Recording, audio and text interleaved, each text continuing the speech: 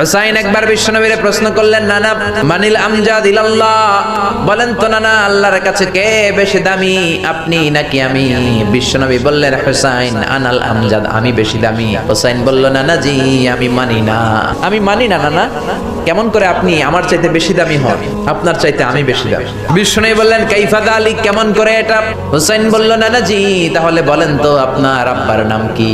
বিশ্বনবী বললেন, আমার আব্বার নাম হলো আব্দুল্লাহ। হুসাইন বলেন, নানা আপনার আব্বা আব্দুল্লাহ কি কোন নবীর মেয়ের জামাই নাকি? বলেন, আমার আব্বার নাম হলো আলী কাররামাল্লাহু ওয়াজহা, আমার আব্বা হলো শেরে খোদা, দুনিয়ার সব কাফির মুশরিকদের জন্য আল্লাহ আমার আব্বারে বাঘ বানিয়ে পাঠিয়েছে। বিষ্ণু বললেন, তাই তো। আবার হুসাইন প্রশ্ন করলেন, নানা বলেন তো আপনার আম্মার নাম কি?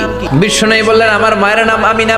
হুসাইন বলল, নানা জি জান্নাতে সর্বপ্রথম যেই মহিলাটা ঢুকবেন ওই মহিলাটা হলো আমার আম্মা জান ফাতিমা। বিশ্বনবী কোনো কথা বলেন না। হুসাইন আবার প্রশ্ন করলেন, নানা বলেন তো আপনার নানার নাম কি?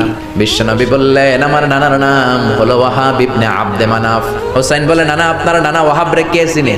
আর আমার নানারে চিনে না এমন কোন মানুষ পৃথিবীতে নাই, এই হলো আমার নানা। এবার বলেন কে দামি?